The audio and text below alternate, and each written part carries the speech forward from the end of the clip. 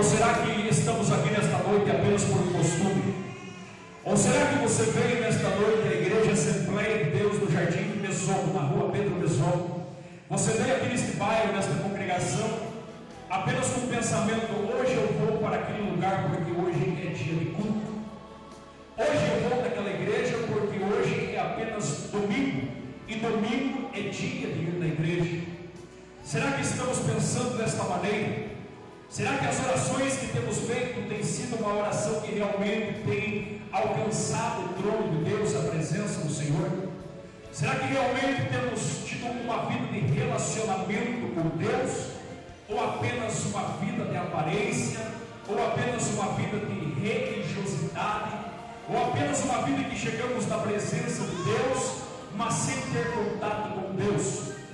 O texto que lemos aqui nesta noite, em Romanos capítulo 12, versículo 11, escrito por um dos maiores homens da Bíblia Sagrada, chamado o apóstolo Paulo. Paulo, que quando nós olhamos para a vida dele, você se impressiona o tamanho da intimidade, da entrega que esse homem tinha com Deus. E este apóstolo escreve esta carta aqui aproximadamente, segundo alguns estudiosos, no ano 57 depois de Cristo. E quando escreve a carta aos Romanos, inspirado por Deus pelo Espírito Santo, ele escreve pelaquela igreja com um propósito. A igreja de Roma era uma igreja que havia dentro daquela igreja gentios, não eram judeus, e havia dentro daquela igreja um povo judeu também chamado prosélitos, pessoas que não eram judeus de sangue, mas que haviam aceitado a fé judaica como se tivessem entrado para uma seita. Nesta igreja então havia algumas falsas doutrinas que estavam se infiltrando dentro daquela igreja. Os judeus estavam querendo dizer que os gentios teriam que andar igual aos judeus. Os judeus que estavam debaixo da lei de Moisés, que eram circuncidados ao 8º dia. Os judeus que tinham que cumprir os 613 mandamentos da lei de Moisés. Os judeus que tinham que cumprir a lei do sábado e diversas outras leis do Deuteronômio, do Antigo Testamento. Eles queriam agora também que os romanos, que os gentios, que aquele povo que não era judeu tivesse cumprir os mesmos mandamentos. Com isso então começou a ter algumas divergências dentro da igreja, alguns conflitos, algumas brigas, e Paulo então escreve aqui pelo menos 16 capítulos, mostrando, relatando e fazendo o homem entender o plano da salvação. Alguns homens disseram que se tivesse apenas a carta aos Romanos e não tivesse nenhum outro livro da Bíblia Sagrada, apenas a carta aos Romanos, não seria preciso mais nenhum outro livro da Bíblia para ganhar o mundo através do Evangelho, porque a carta aos Romanos tem tanta verdade acerca da salvação do homem, que este livro sendo pregado não precisa usar nenhuma outra parte da Bíblia. Martinho Lutero aceitou a Jesus Cristo lendo a carta aos Romanos. Martinho Lutero entendeu que a sua fé foi justificada em Cristo quando leu Romanos capítulo 1, versículo 17, quando ele entendeu que o justo viverá pela fé. Não precisava então fazer as suas obras, não precisava então subir escadas de joelho, não precisava então ser martirizado, tentar impressionar Deus, porque o homem, por mais bem que ele faça, por mais bonito que você pareça, por mais que você jejue, você consagre, você leia, você busque, mas se você não for justificado pelo sangue de Cristo, Paulo diz isso aos Romanos, que isto é zelo sem fundamento, e o fundamento é Cristo. Portanto, quando Paulo escreve esta carta, ele coloca aqui no capítulo número 12, versículo 11, um alerta para aquele povo: não sejais vagarosos no cuidado, sede fervorosos no Espírito, servindo ao Senhor. O que acontecia então é que algumas pessoas estavam servindo a Deus naquela igreja, mas estavam desmotivadas através dos problemas, das lutas e das heresias que estavam acontecendo naquele lugar. Se você for estudar um pouco, se você tirar um tempo da tua vida e começar a estudar a carta aos Romanos, do capítulo 1 ao capítulo 16, somente olhando para o capítulo 1 você já vai entender o tamanho da imoralidade que havia na cidade de Roma, a ponto de que havia homem com homem já naquela época e mulher com mulher, a ponto que adoravam mais a criatura do que adoravam o Criador. Então as pessoas naquele tempo já estavam estavam totalmente perdidas. As pessoas naquele tempo estavam confusas espiritualmente. E alguns dentro da igreja também começaram a ficar entristecidos. Nós notamos isso aqui. E Paulo então escreve: sejam fervorosos no Espírito. E talvez você pergunta: pastor, o que é ser fervoroso no Espírito? O que Paulo estava falando para aquela igreja é que aquela igreja deveria servir a Deus, não de maneira comum. Aquela igreja deveria servir a Deus, não como os antigos judeus estavam servindo a Deus. Como assim? Os antigos judeus, quando eles aceitaram a fé através de Moisés, o tempo foi passando, veio os reis, veio os profetas, e Deus veio dando os mandamentos. Mas através, ao longo dos anos e ao longo do tempo, o povo se acostumou tanto com a religião, que os homens achavam que apenas chegar na frente do templo e dizer assim: santo templo, templo do Senhor, Deus já estava se agradando. Os homens achavam que se apenas matasse um animal inocente, criasse aquele animal em casa, engordasse aquele cordeiro e levasse para o templo, isso já era suficiente para agradar a Deus. A ponto que Deus usa o profeta Isaías dizendo que as vossas reuniões solenes, os vossos ajuntamentos estavam causando nojo em Deus. Por quê? Porque eles estavam tendo uma religiosidade de aparência, estavam servindo a Deus de aparência, estavam na presença de Deus de aparência, estavam servindo a Deus apenas por fora, estavam mostrando-se a Deus apenas aquilo que havia fora, mas não estavam servindo a Deus no íntimo do coração.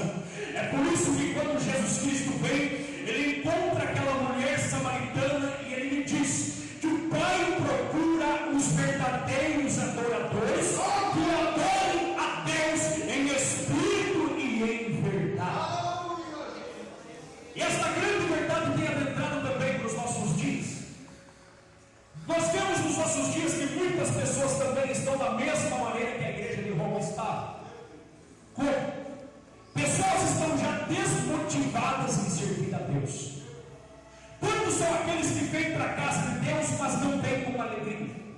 Quantos já que vêm para a casa de Deus, mas não como Davi dizendo: alegrei-me quando me disseram vamos à casa do Senhor? Muitos estão vindo para a casa de Deus, mas estão vindo apenas: hoje eu vou lá, porque hoje é o dia do culto da família, e se eu não for no culto hoje, fica feio, porque eu não fui na quarta e também não fui no sábado. Então, se eu não for no domingo, talvez o pastor vai achar feio, então eu vou no domingo. Eu quero dizer para você que se você pensa desta maneira, você está apenas agradando ao homem e você não está agradando a Deus, porque se você quer agradar a Deus, você louva Ele em qualquer circunstância, você louva e exalta o nome dEle nesta noite, nesse lugar, porque Deus procura os verdadeiros adoradores. Só que nós entendemos que muitas pessoas estão tristes.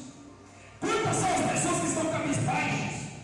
É por isso que eu disse aqui no começo do culto, é por isso que eu olhei para os irmãos e falei aqui: olha para o teu irmão e falei assim: você se alegra, tira essa tristeza do rosto, porque nós vemos no semblante das pessoas. E não adianta muitos tentar enganar. Não adianta muitas vezes você dizer assim: como está? Não está tudo bem. Mas só Deus sabe o tamanho da luta que você enfrenta. Só Deus sabe o tamanho da cruz que você carrega. Só Deus sabe o tanto de lágrimas que você chora. Só Deus sabe a desmotivação que você vem para o templo. Por quê? Porque talvez não é a alegria que você tinha no começo. Olha a alegria que você tinha de servir a Deus no começo. Olha a fé que você tinha quando você aceitou Jesus Cristo. Olha a maneira que você era quando você começou a servir a Deus. E olha a maneira que você está hoje. Olha o jeito que você está. As suas orações são fracas. As suas orações não têm alegria. As suas orações não têm motivação. Você não tem motivação para jejuar. Você não tem motivação para aprender a Bíblia. Você lê apenas um capítulo da Bíblia e já dá preguiça. Por quê? Porque está faltando fervor. Está faltando graça. Está faltando poder de Deus na tua vida. Está faltando a graça do Senhor Jesus Cristo na tua vida. E você precisa atentar, porque diz o texto aqui nesta noite: sejam fervorosos no Espírito. E talvez você pergunte: mas o que é isso? A palavra fervoroso vem com uma ideia de algo que está fervendo, está quente, não está frio. Paulo está dizendo algo que está em movimento. Eu tenho tenho certeza que os irmãos aqui já viram uma Maria Fumaça, uma locomotiva. E ela anda através do vapor, coloca lenha, o fogo queima, esquenta a água e a água faz com que a locomotiva venha andar. Ou seja, tem muita gente que já está parado faz muito tempo, só ficou um rastro de fumaça na sua vida. A presença de Deus já não está mais atuando. Por quê? Porque já não tem mais lenha, porque já não está mais orando, porque já não está mais o fogo ardendo continuamente no altar. É só cinza. O que é isso? É só cinza? É só coisas do passado, é coisas que se passou, é coisas que se viveu. Ou seja, eu pregava, eu cantava, eu evangelizava, eu profetizava, eu lia a Bíblia, eu evangelizava, eu tinha períodos na madrugada de oração, eu gostava de vir para a escola dominical, eu gostava de ganhar almas para Jesus. Mas hoje está fraco, hoje não tem desejo de ler a Bíblia, hoje não tem desejo de buscar a Deus em oração, hoje você não consegue dobrar os joelhos por 10 minutos para buscar a Deus em oração. O que é isso? É que o fogo está se apagando. O que é isso? É que o fogo do Espírito está minguando na tua vida. Só que graças a Deus que Jesus Cristo disse que Ele não vai apagar o pavio que está fumegando. O que significa isso? É que tem gente que entrou aqui nessa noite, que muitos olham para você, está igual aquela fumacinha de vela que se apaga, só está saindo aquela fumacinha. Ou seja, mas se ainda está desse jeito, é da esperança. Por quê? Porque o sopro do Espírito pode soprar na tua vida. E Deus pode fazer o fogo brotar na tua vida. Aleluia, glória a Deus. Você crê assim? Deus Santo. Você crê assim em nome de Jesus? Aleluia, glória a Deus. Essa tristeza, essa luta, essa batalha que você está enfrentando. Pastor, você não sabe o tamanho da tua luta, você também não sabe o tamanho da minha. Porque para você estar sentado aí uma coisa, agora você está pregando aqui em cima para o povo é outra. Porque é fácil você apenas ouvir uma mensagem, mas eu quero ver você pregar debaixo de luta. Eu quero ver você pregar sem não ter muitas vezes o que você colocar na tua casa. Eu quero ver você pregar você passando por condições financeiras. Eu quero ver você pregar você passando por enfermidade. Eu quero ver você fazer a obra de Deus, mas é desse jeito que você tem que fazer.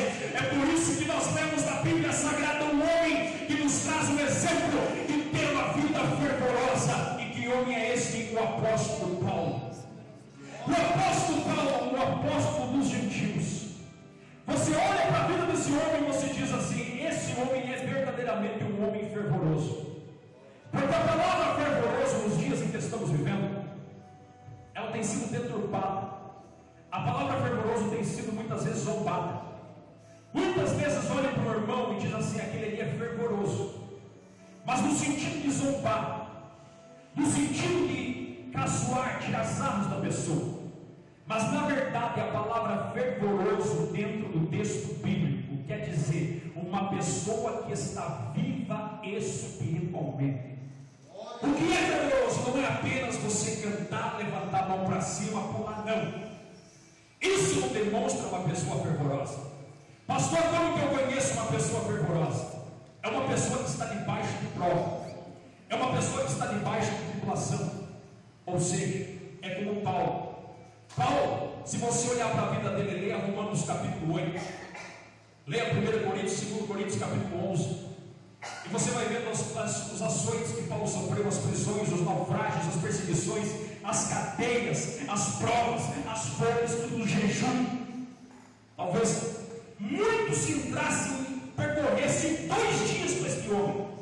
Talvez eu mesmo, talvez se andasse uma semana com este homem, talvez já falava assim: por favor, eu vou parar com o ministério. Porque você olha para a vida de um homem chamado João Marcos, primeira viagem missionária.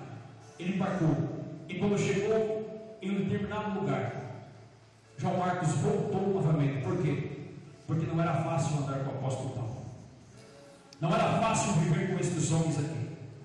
Só que estes homens, irmãos, nos dão um exemplo do que é verdadeiramente ser fervoroso. Paulo nos dá um exemplo do que é ser um cristão fervoroso. Você acha que Paulo poderia parar por causa de dor de cabeça? Você acha que Paulo parava e pensava em desistir por causa que alguma coisa deu errado? Não, porque ele Cristo. Só que tem gente que pega 10 centavos no bolso e já critica a Deus. Tem gente que pega apenas algo material e já fica murmurando contra Deus. Mas o verdadeiro cristão, você pode perder as coisas da terra, você pode perder tudo, mas você não pode perder a Cristo da tua vida. Enquanto é que você começa a esfriar espiritualmente? Presta atenção.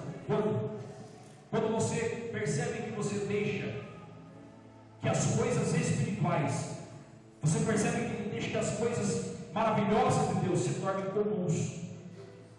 Ou seja, lembra quando você aceitou Jesus? Era comum você cantar? Não. Eu tenho certeza que a primeira vez que você foi cantar, você disse: meu Deus, eu vou ter que cantar na igreja. Aí o que você fez? Eu vou orar, eu vou me preparar, eu vou jejuar, eu vou consagrar. Por quê? Porque hoje eu vou cantar na igreja. Eu lembro a primeira vez que eu preguei, irmãos, eu fiquei o dia inteiro orando e preparando uma mensagem, porque hoje eu vou dar uma palavra, 10 minutos, mas o dia inteiro. Primeiro, amor. Você lembra quando você evangelizava? Você tratava com os irmãos, você era o primeiro que chegava. Você lembra que quando você começou a orar e buscar a Deus, quando você era novo convertido, o pastor falava assim: meu irmão, venha para a oração.